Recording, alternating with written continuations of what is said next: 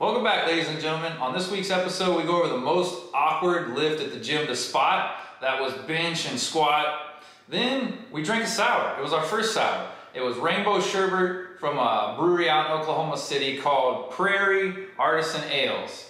We go over also a new metal album that I listened to and why I got into sours in the first place. Enjoy the video, guys.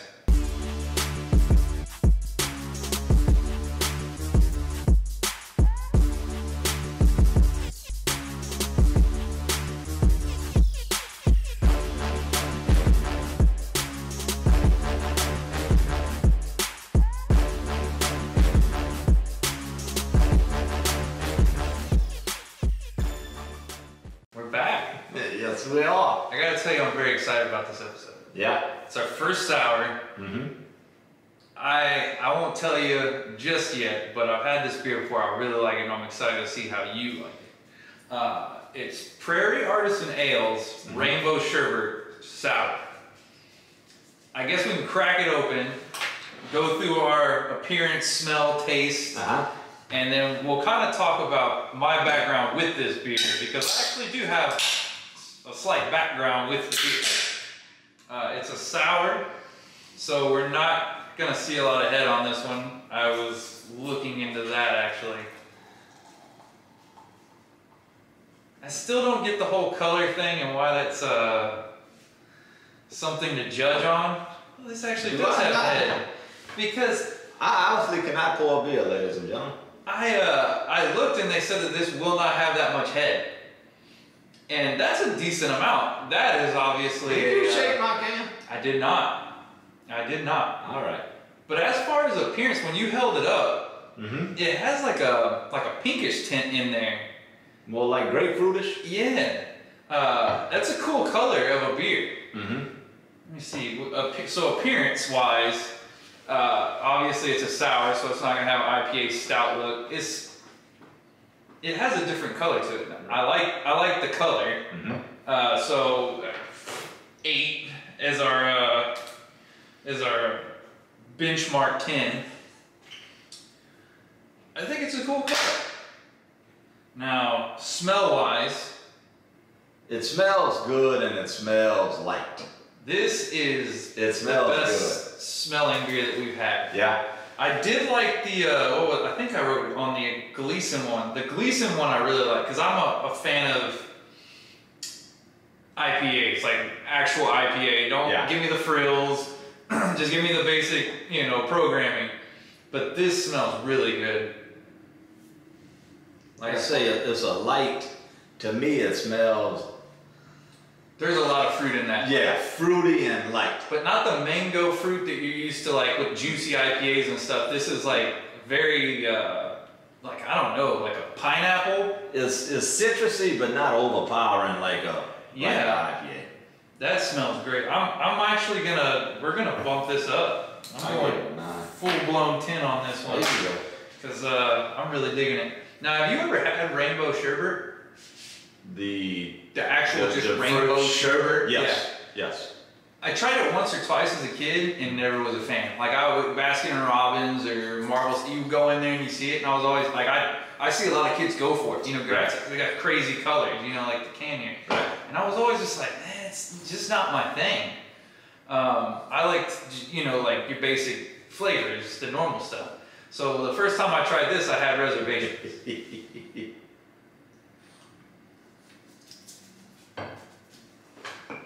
I won't say anything.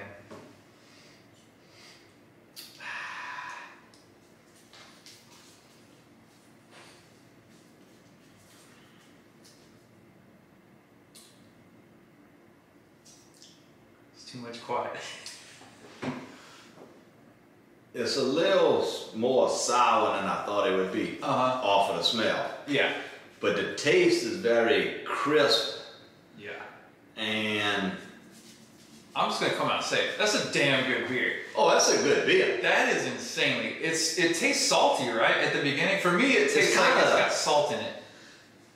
Like it's like dry. Yes. It's a dry fucking beer. Like a white wine. Yes. Like a very dry white wine. Like a white wine. Not as Yeah. Not as bad as white wine. It's not gonna suck the water out of your mouth. But now that you say that, yes, it's like a white wine. You take a sip and it is dry. It is a dry. That is excellent. As far as taste with me, I'm gonna blast this bitch all the way up because this is good. The highest one we've gotten for me is a 25 out of 30. I'm gonna go 28. This is good. I honestly thought it would have been sweeter. Yeah, I really thought it would have been sweeter. that's why I wanted to see where you were at. Yeah. It is a sour. It's a sour. Yeah. I've had a few sours that aren't too sour. Right. That's a sour beer. But as far as the aftertaste, it ends quickly. Yes, there is. So you're not sitting there with this like I just ate a warhead flavor in your mouth. Right. So I think they did a good job with not letting it linger. And then it kind of goes to like your traditional beer flavor, like those wheat, oats and everything like that. It goes into that and it gets away from that just. Because I really think if it would be sweet and it would have a backing where it just stays there, I think it would be too much anyway. Yes. Nobody would. I think they did it perfect in the sense that you get the good flavor right out of the gate and then it goes away at the right amount of time. So it's an easy drinker. So aftertaste for me, I'm gonna peg this thing at 18 out of 20. Yeah. For what it is. Now the people that I read on it, they said drink it by the pool, drink it out in the river. Yeah. Very outside drinking beer, and I agree. On a hot day, that's excellent. So drinkability wise, 6-pack. I think I would drink 4 out of a 6-pack. Yeah, it'd be hard to do a whole 6-pack, but I mean, it's still, it's an easy drink. I could see, like you say, cutting grass. Oh, hot and just pop. hell yeah. Yeah. Then in that case, probably 6 plus. So drinkability wise, I'm gonna go pretty, what we got? Drinkability wise, 25 has been the highest. So I will go with 25 because I do think it's just as drinkable as the Gleason. Yes. So I'll go 25. Man, this is gonna be high It ain't gonna be that bad. beer for me. 65, 74.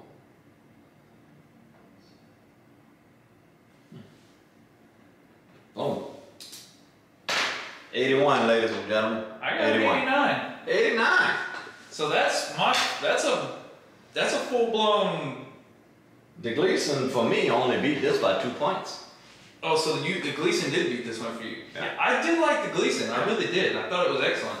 But once again, that's Prairie Artisan Ales out of Oklahoma. So that's why that was another reason I was very excited about it, because I don't think we've ever done anything out of Oklahoma. We haven't. Not on this show. No, but I mean, this is the only place I've heard out of Oklahoma that I know of. There's probably beer that we've had there, but I don't know. Seems their tap room's full blown open 7 days a week. Hours change, there's a variety there, but they're open, ready to go. Oh, and I don't think we said it's 5.2 ABV. Yeah, throw it on a can. Yeah. So if you get this, Yeah. it'll tell you everything you need to know on the can. All right, so I'm going to go into sours and why I picked this one. So for those that aren't local here with us, we go to a bar called the Flying Saucer. It has, I think, 200 beers there at any given time. You got to drink 200 different beers, can't repeat, and then you get a little saucer or plaque, for the lack of a better term, on the wall. You can write whatever you want on it, and you're forever ingrained on the wall. Now, I learned as I kept going that you start running out of good beer. Right. Like the beer that you would normally drink, like me, IPA, West Coast. I started getting into a few little offshoots of IPAs, and then I got into stouts. You start going into the seasons, like winter. Okay, we'll be drinking more stouts. I'll pick 2 stouts and 1 IPA. Then it got to where I was really running out. I was like, dude, I gotta figure this shit out, because stouts and IPAs are running low. So I decided to go to sours. And I drank a few and they were okay. And then I saw this one. I'm like, fuck it, let's go ahead and do it. And as soon as I tried it, I was like, that's the one. So every time I go to Saucer now and I see it on tap, even though I've had it, I always get it because I know it's good. Yeah. It's an interesting beer. It's different than everything else I drink, so I always get it. This is one of the few sours that I've drank that I would repeatedly get and buy another one, you know? Yeah. So that's my story with this beer, and through a gauntlet of beer that we've had over there at the Saucer, this is one that stands out over time. And since we are kilos and ounces, drinking and lifting, we always go into some topics of conversations. Obviously, we're already drinking. And you and I were talking the other day about the most awkward lift to spot. Mm-hmm. What did we talk about? Like, what is your most awkward lift? We can talk about quite a few of them because there's obviously multiple lifts. But what stands out to you with that? The bench. Yeah. We were talking about how, like, when it goes to failure, in order for the person not to be crushed, You gotta be teabagging, motherfucker. yeah, your balls are dangling on their head. You're going into full deadlift mode. Hopefully the guy's not yoked to shit and you're having to pull off a small train off of his chest. Yeah.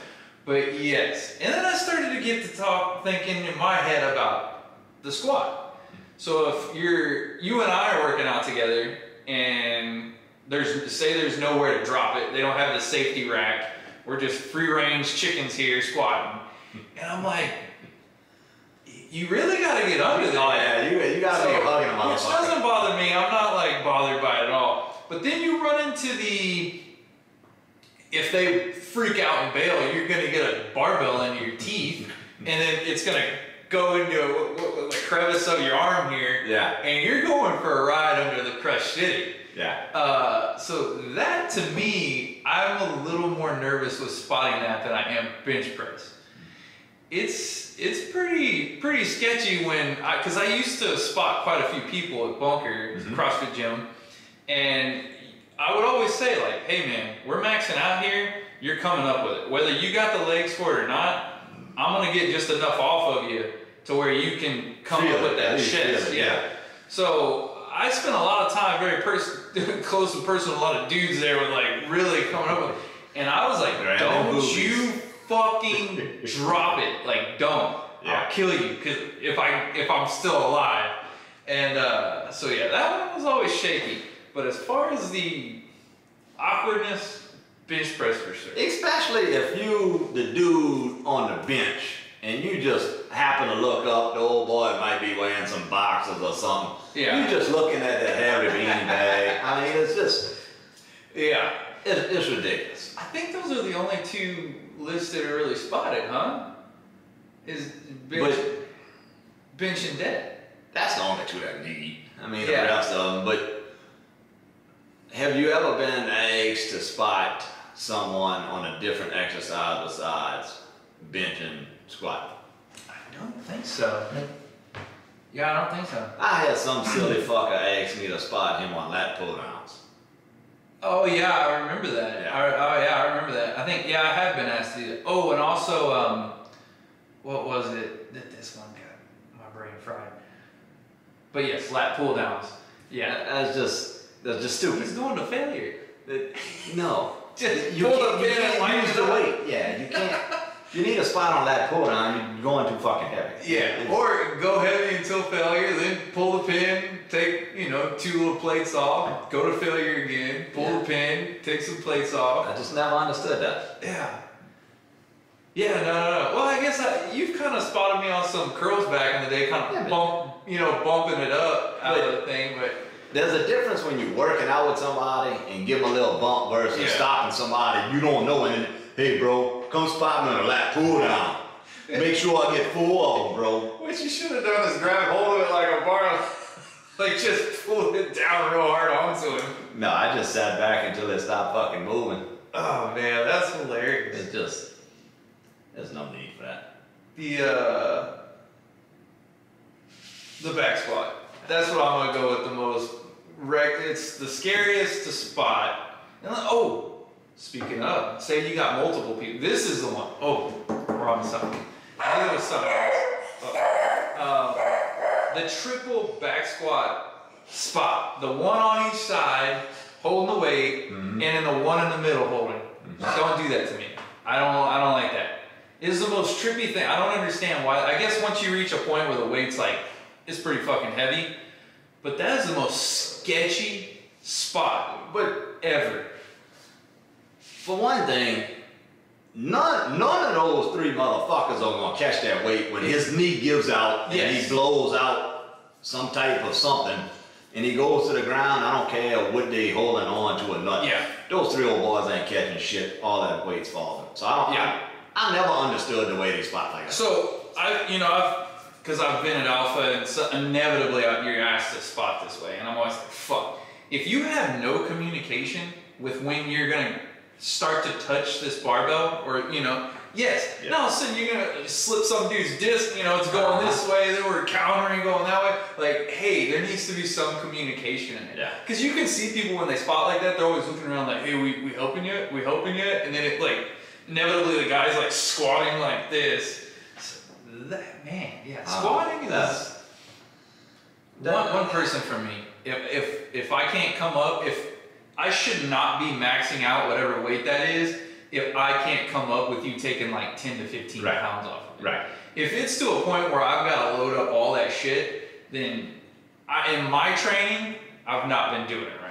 Yeah. Fuck it, let's add 50 pounds and see what happens. Yeah, no, I know roughly where I'm at. Yeah, you're not jumping that high. Yeah, I just need somebody to like make sure I don't go into catastrophic failure here, or if it goes like control me down or control me up a bit. Right. But yeah, so that's all I got. Oh, Today's sponsors. yes, Brought to you by Pringles. man. Now, I'm not going to ask you because I know we had these before, but I believe Pringles is running out of different flavors to send us, so I believe they're recycling it. Yeah, But I'm going to ask you anyway. Have you had these before? I have, and these are some of my favorite. These are, man, I forgot about this flavor. Look like they gypped us, huh? I remember this flavor so well. It's so good. Yeah, they're a little low. Pringles. Tighten up, Pringles. Yeah, tighten up. Y'all are usually the bag all the way full cylinder. Oh, I guess we can go. Gym music. I posted it on our story today. I'm a metal fan, guys. The Devil Wears Prada came out with a zombie EP. It's like 5-6 songs. 2010. Well, they did a second release, I guess for fun. It's just like they're talking through a zombie apocalypse, but a metal song. Like there's chainsaws and shotguns going off in it. They do it really cool. It's not like just random pow pows and but their new one is really good. And I listened to that while squatting today. It took me right where I needed. Yeah. That was some good shit. So the new zombie EP. I think it's Roman numerals. Z11. What is that? 52. It was the Z. I don't know what Z is. Man, I don't remember the Z either. But yeah, that's a damn good one. In Louisiana, we didn't take Roman numeral classes. I know Roman. What is it? X is 10, and like the V and everything. But yeah, I don't know if I remember what the Z is. Fuck. Now we're like, let's end this on a dumb note. But anyway, this is a great album to listen to. Enjoy. That it? That was a great beer. Yeah. I really enjoyed the sour. Cheers, guys. Enjoy it. Remember to drink it on the river or by the pool. Or in your own utility. That is a good beer. That was a great chip. This is a good day all around. Great chip, great beer. Killing it.